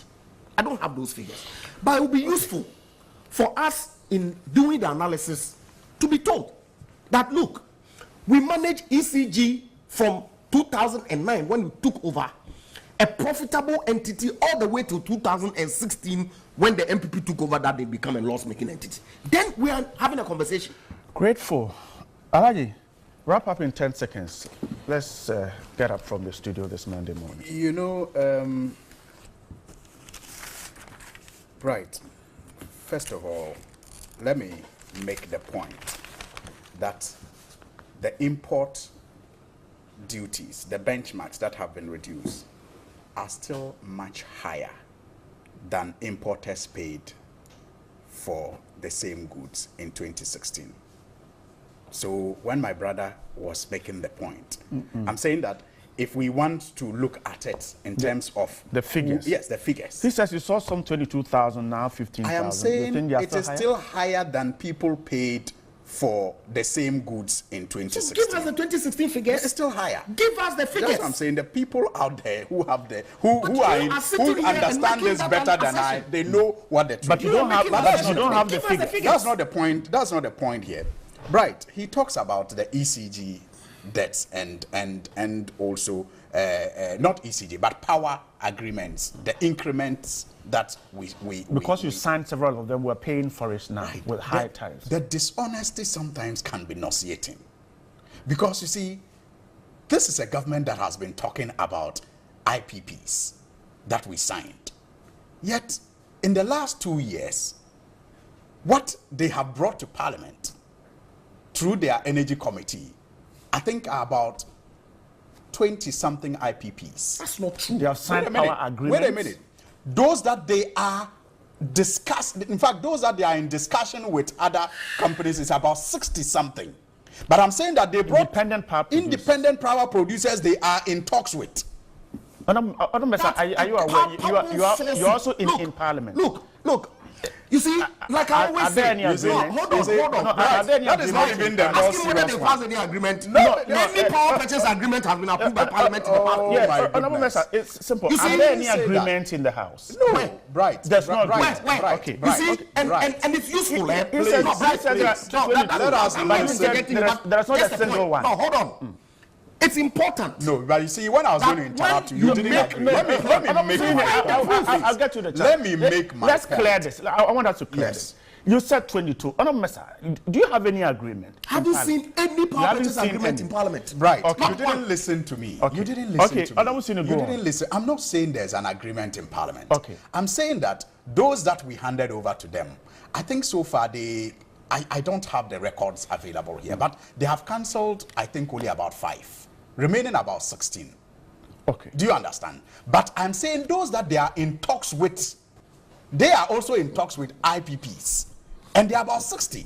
It hasn't come to Parliament yet. But they have reported to Parliament that they are in talks with these IPPs. 60 of them. That's the point I'm making. But you see, right, about the increment. About the increment. I'm not aware of even one. Right, I'll demonstrate it soon. But the point about the increment. You see, I get shocked when intellectuals speak the way my brother is speaking. Between 2009 and 2016, we increased electricity coverage from about 50% to about 83%.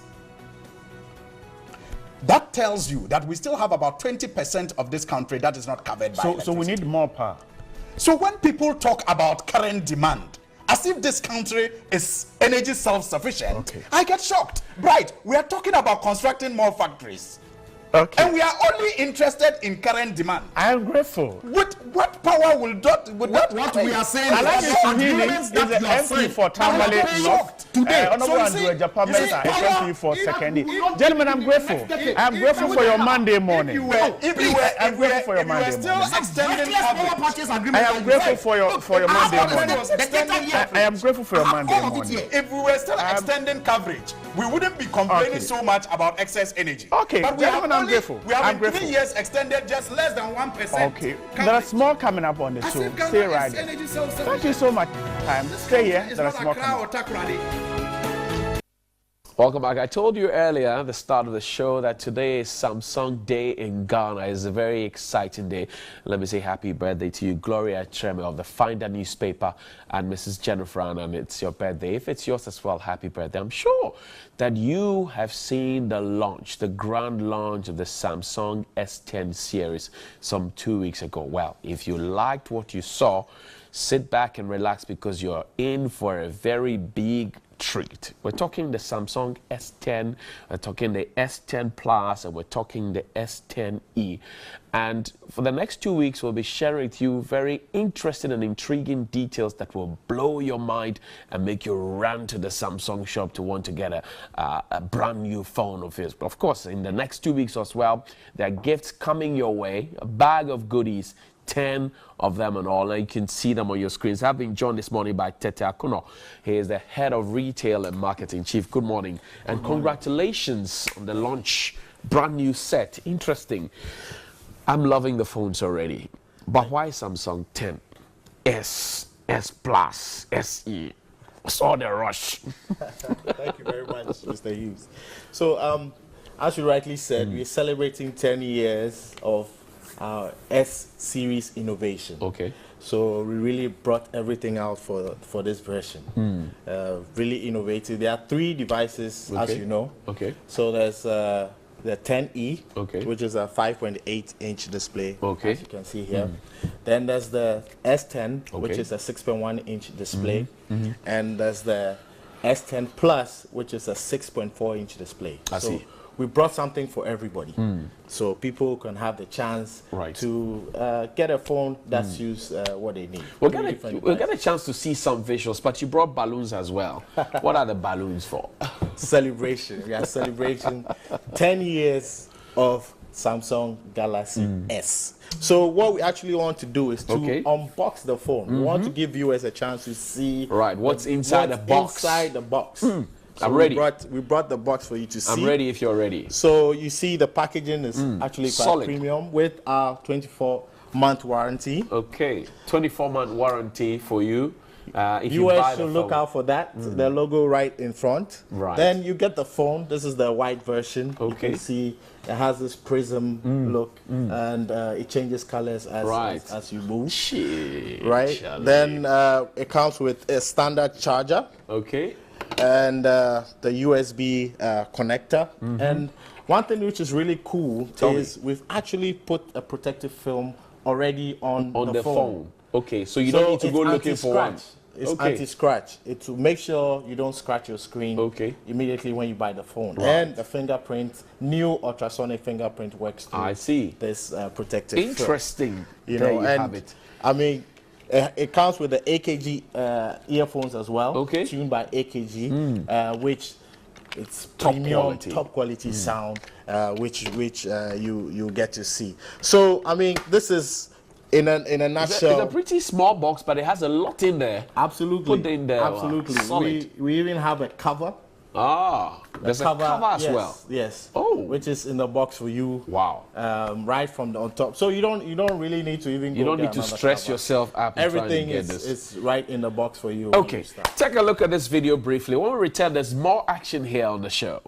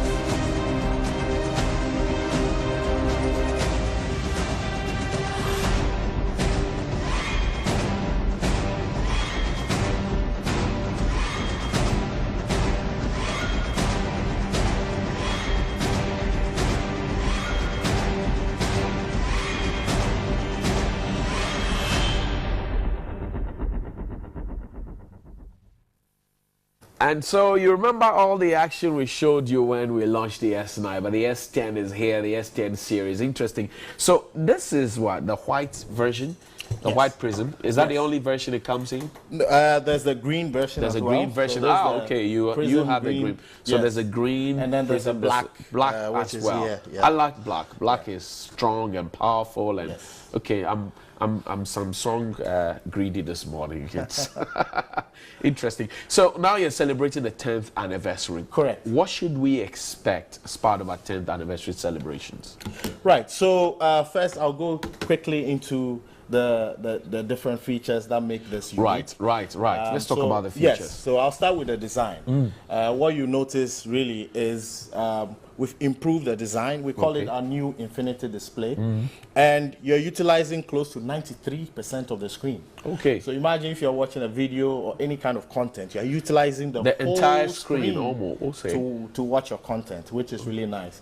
The screen is a dynamic AMOLED screen. What's that? What does that mean? Basically, what it means is it's a technical term. Okay. But it means 100% color volume. Okay. Now, this is a certification that it has acquired, which we normally give to our QLED TVs. Okay. So already it tells you you have the best screen, the best quality screen that is normally given to a TV that you can get on. So you have a TV in your palm. Resolution, the screen, the color reproduction is amazing. Secondly, the brightness can go up to over 1,200 nits. So even under the brightest sunlight, you can use the phone with no issue. Okay. So it's this reason that DisplayMate it gave it the highest A+ grading ever for any device. I see. So straight away, the screen is the best screen on any smartphone in the world, bar none today. As of now. As of now. You are leading. We are leading. You're winning. We are leading. Interesting. Let's talk about some other features, if so you will. the camera. We have actually 5 lenses here. So at the back you can see 3 lenses. Okay. And in the front you can see two additional lenses. Right. This is for the Plus. Right. The 10 comes with 4 lenses, 3 at the back, 1 in front. Okay. And the 10E comes with 3, so 2 at the back, 1 in front. I see. So one for each different feature. So for example, the 3 lenses at the back. Okay. One does what we call telephoto. Right. Which means you can zoom in without losing the quality, not pixelating. That's one. The second one is the normal camera that you know, which is dual pixel. It autofocuses within like 2 seconds. Right. Then there's a new one we've introduced, which is the ultra wide lens. Okay. Ultra wide lens. Ultra wide, yeah. Now the normal camera takes pictures at a 77-degree angle. Okay. Your eye can see things at a 120-degree angle. Right. The ultra wide lens gives you a 123-degree angle. Ooh! So if you travel to France, you want to take a picture with the Eiffel Tower, for example, or the Burj Khalifa. Okay. Normally, you will not be able to take that shot because it's not that wide. Right. With the ultra wide, you can make sure all those shots come in. So yourself and the tower, if you have a big group selfie, people lined across all this place, everybody will come. Even under the Adobe Bridge, you can take a watch. Ah, man, Absolutely. interesting. Absolutely. So we're 10 years celebrating the 10th anniversary of the S series. We've seen S1, 2, 3, 4, 5, 6, 7, 8, 9, 10. Right. What are we celebrating with? Yeah, so currently we are running a promotion and we are saying, look, we will give you 10 gifts in celebration of You don't say. 10 gifts. That's not true. It is true. 10 gifts. 10 gifts. What are we getting? So it's actually a whole list of stuff. So I brought some of them here for people to see. So you get a discount voucher, 150 CDs. Okay. So you can use to discount. What does this do? What does the discount voucher do? For any of the devices, when you buy, you take it to the shop. And they will reduce the price of the phone by this amount. Very simple. Really? Yes. Wow. Very simple. We're giving away a premium movie ticket. Okay. You can go and see any premiere of any movie at Silverbed and watch, because we appreciate you as a customer. You're buying the best flagship device available. Right. We even put in a SIM card, Tigo SIM card with 10 gigabytes. 10 anniversary, 10 gigabytes. Oh, boy. Boy. Airtel Tigo, 10 gigabyte. Yes. When you buy the phone. Yes. Woo. It gets even better. Browsing made easy. Yes. 50% off if you happen to break your screen, because it is glass. Some, accidents do happen. So 50% off. 50% off when you break your screen and you go to fix it. Just take this voucher to the service center. They'll fix it for you. Anytime. Wow. 50%. 50%. Yes. Is that all? Oliver Twist is asking for more. There's more. Oliver Twist is asking for more. There's a T-shirt, Samsung branded T-shirt we've thrown in. There's a baseball cap we've thrown in. There's a key ring we've thrown in. There's even the branded shopper bag that you'll be given. Okay. So, or if you put them together, and like I mentioned earlier, in the box, you have the screen protective film, which is already in the box, plus the cover in the box. So believe me, Charlie, you're getting everything hooked up. This is too good to be true. What a way to start the second quarter of 2019. Question, how much do we contribute to get one of these lovely babies with all the goodies that come with it? Absolutely. So the S10 Plus is retailing for $5499. $5499. Okay.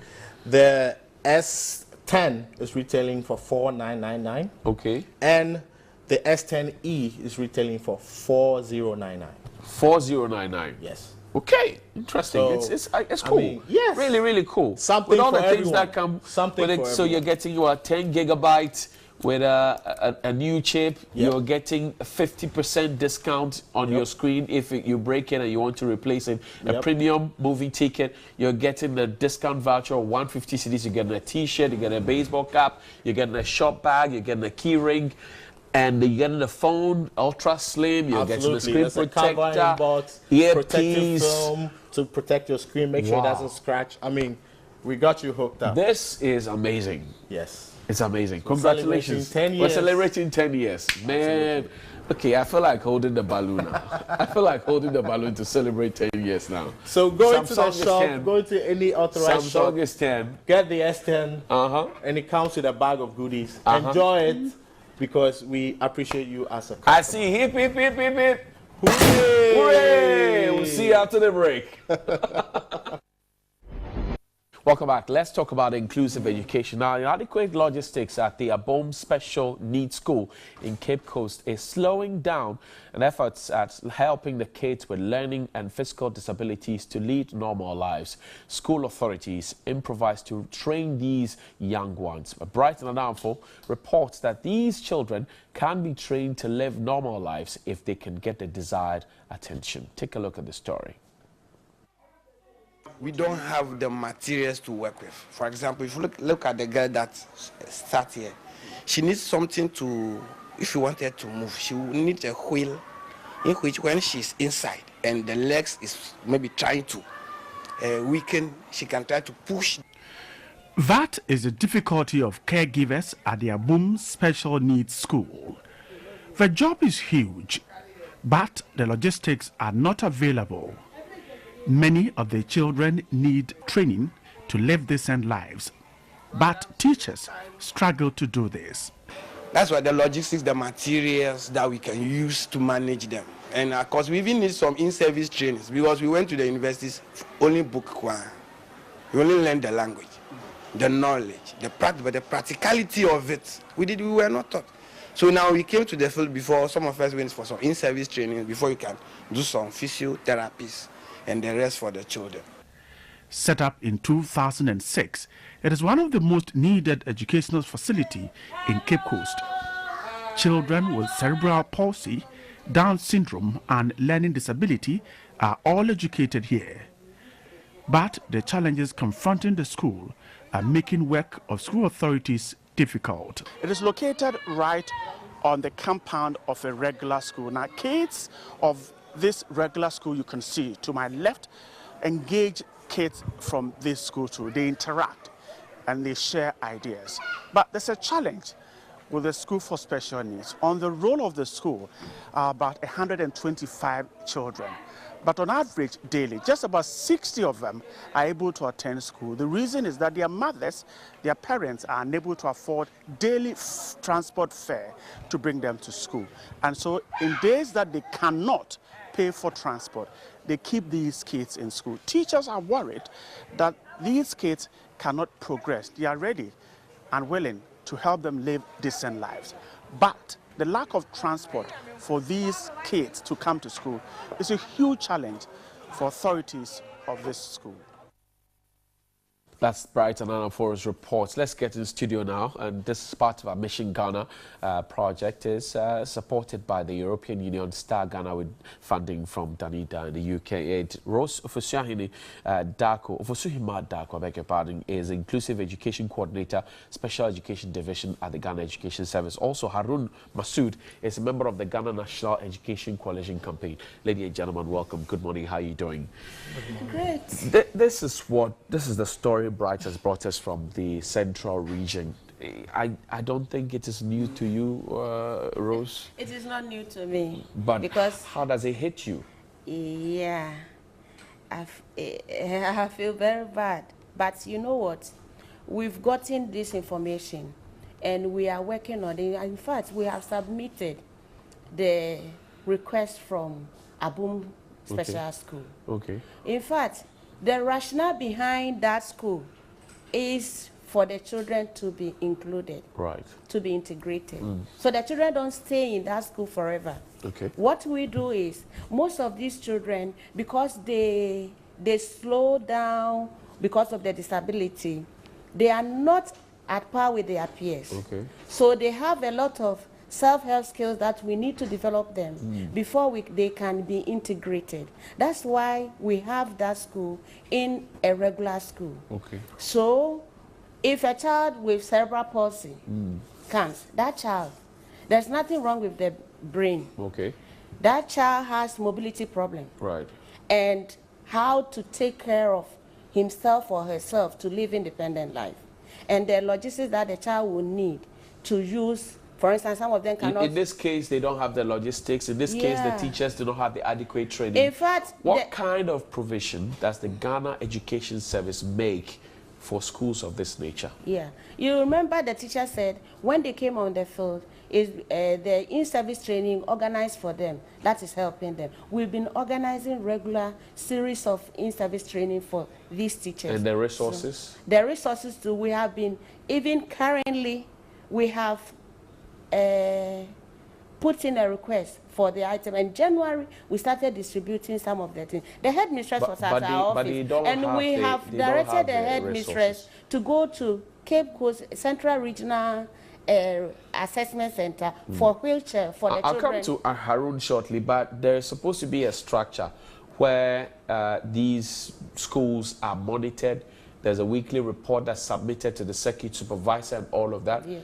Are we saying that until Bright put up the story, we hadn't seen this? No, all the things that Bright is saying, we are aware of it. So why haven't you fixed them? We have even asked the headmistress to go to Central Regional Assessment Center for wheelchair for the children who do not have. Did you have to come to Accra before you made that? You could make that directive to her. Not really. Sometimes they have to send a request for us to know, or when we go there for monitoring, then we will know that. Okay, Harun, let me come to you. What does the coalition think about this? As the first remark you made by saying that are we surprised hearing this story? Actually, I'll go back to that and say we are not surprised at all. You are not? At Why all, aren't you surprised? Because it's a normal thing that is going on. We as NEC are trying as much as we can to be part of the implementation of the inclusive education policy. Right. But the nature of the implementation is too slow. Right. Too slow. Because there are some districts that have been selected previously for in all the former 10 regions, let me say so, that about 42 districts that they pilot this inclusive education, which my district, where I come from, that's Kasua, the Ewutu Senya is part. Some resource persons have been posted to certain schools by, what do you call it, by GES. But actually, those resource persons are doing, I mean, I have seen them, are doing nothing because the resources are not there. There's nothing for them to work with. Yes, because if you ask them, they will tell you that organizing an assessment team to go around to find out students that have such problems, whom have decided to stay back home, but not come to, not willing to come to school because of their peculiar conditions. They don't have that money to go around, because you can't just go for an assessment team without any funds around. Right. So these challenges. Monitoring and evaluation becomes a problem then. Big problem. So how do we solve the problem of this? Madam said that they have asked the headmistress to go to the district office to go and find, to go and make requests for wheelchairs. Is that correct? We have materials, and we want the materials to be closer to them so that they don't travel to the headquarters for these things. So we have Is it an indication that the regional offices and the district offices are not functional enough as they should be?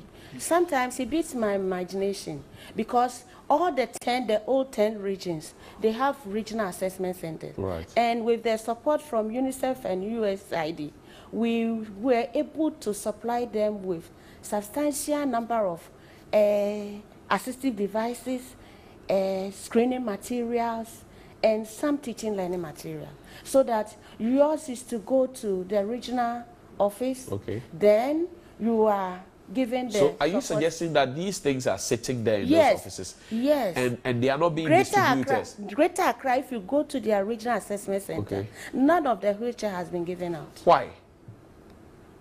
Why? Ask again. No, I'm asking you. You are the head of it. I'm asking you why. We You are the have been coordinator. saying Why? it severally. When you contact the region, they say nobody has come. So what punishment accrues to anybody who has these resources that's supposed to give them up? We know that there are children who are suffering, but they don't have the resources. What punishment do you give them? Because we're paying them with our taxpayers' money. Yes, but you know what? He will be at the region waiting for somebody from the district to come and claim them. So if they are not coming, actually, you know what? In Tamale, Northern region, they have used all their materials because they have distributed it. Some of the coordinators are very proactive. Is there a problem with the structure of reporting and there shouldn't be any problem. Is there a problem? No, there shouldn't. Is there a problem? No, it shouldn't be, because the structures have been laid down, so it flows directly. If you are in a school, are some people not doing their work? It could be. If you are in the some school, people not doing their work? It could be. Is it that they are not doing their work? It could be that they are not doing their work. Yeah, because if they are doing... some people not doing their work? I'm asking you this again. Yeah. You want to take your time. I'm saying that it could be, because what I don't understand is you go to some regions and they are doing perfectly well. You go to another region and you have this problem. For instance, last week we had visitors from Gambia to come and understudy us with the implementation of inclusive education. You want to understudy the system? Yes. That is not functional in some places. They are now going to start. So we are the best example. So we took them to Gan East, which is one of the focus districts.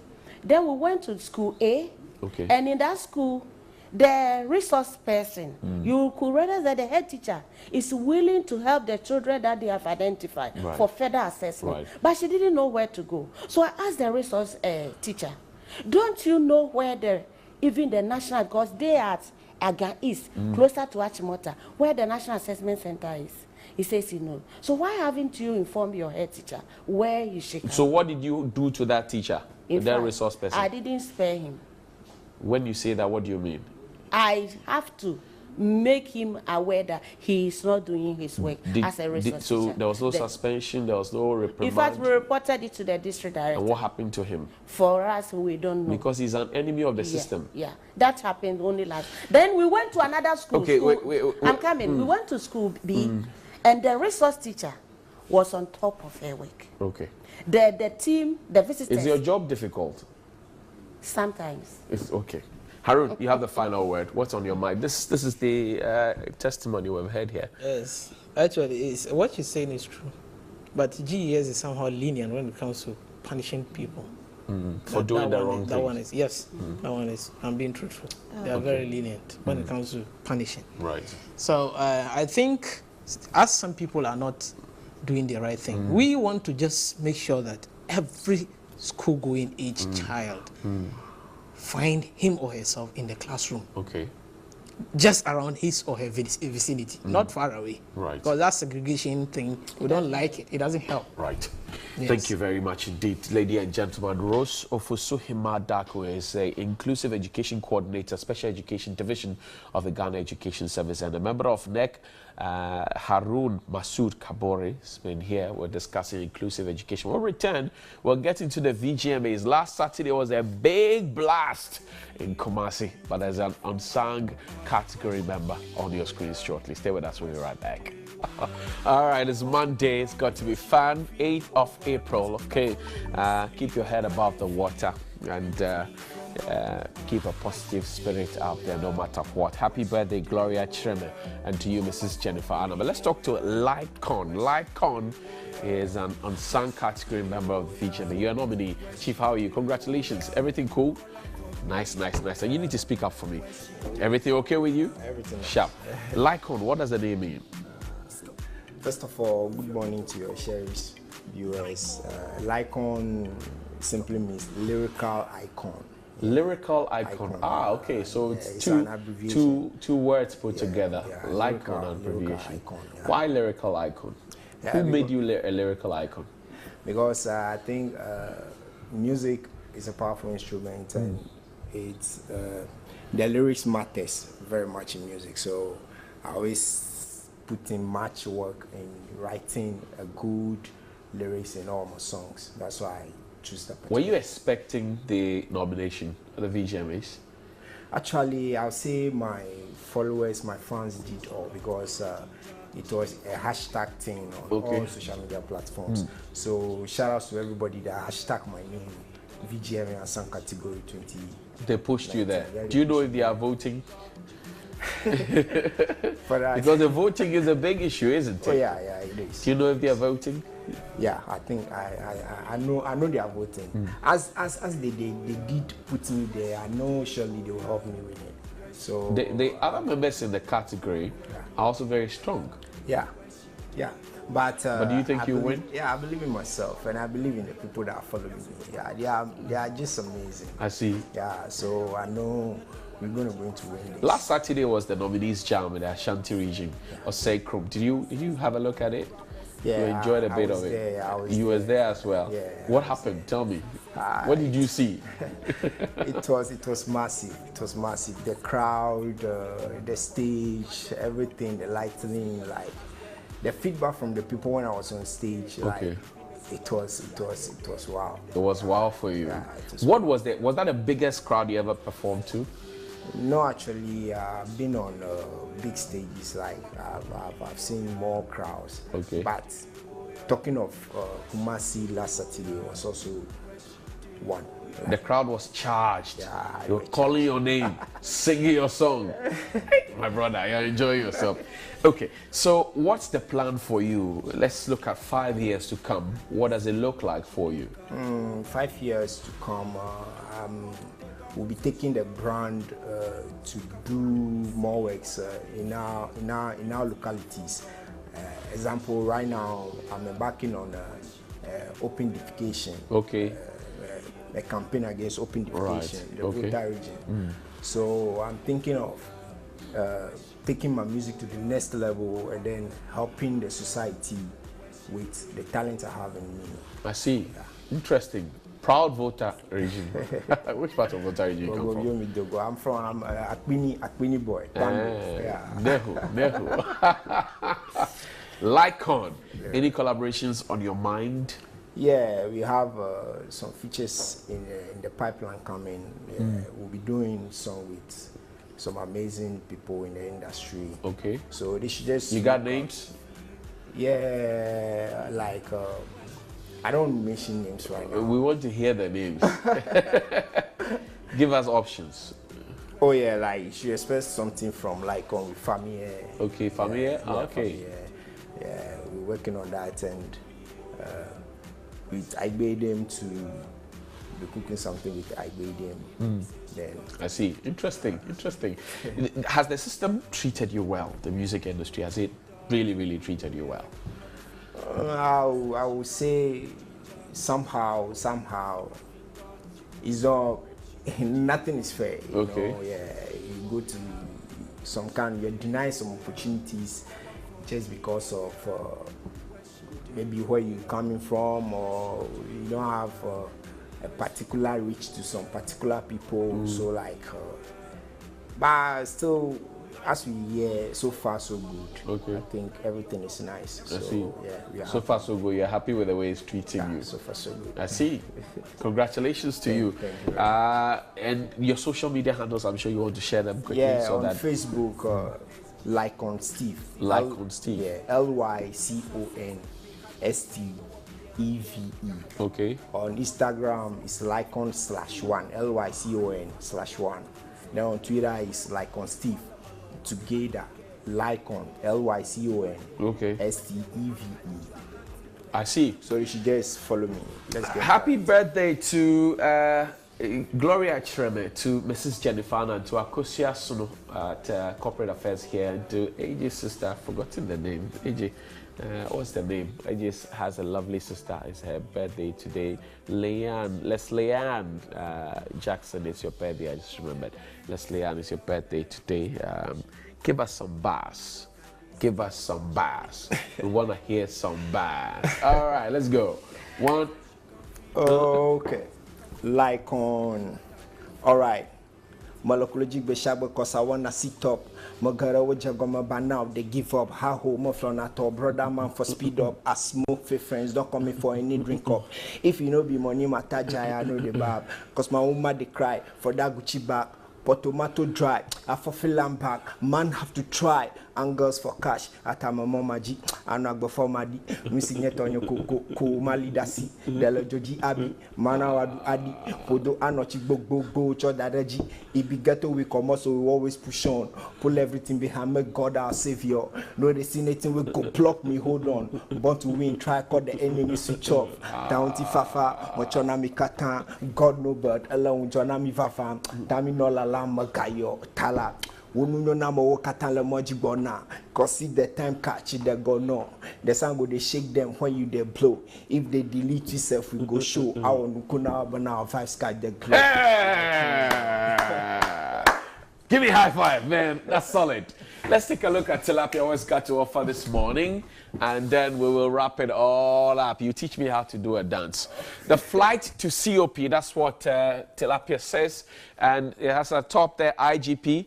Of course, it's on 3news.com. There are so many of them. It's a blue background with a bit of red and white. Kidnapped girls is in a balloon. Swally killers in a balloon. They are all question marks. But you see a female police officer singing, I know my level. I know my level. Oh, my level. It's Monday. What's going to be your level? Know that if you always can think it and your heart can believe it, only you can achieve it. Go out there and win no matter what they do, no matter how it appears. Keep your head above the water. We're going to be dancing right now. Like, okay, push up the song. Push up the song. Oh, yeah. What she do? Oh, yeah. What she do? Oh, yeah. Call out for me. Oh, yeah.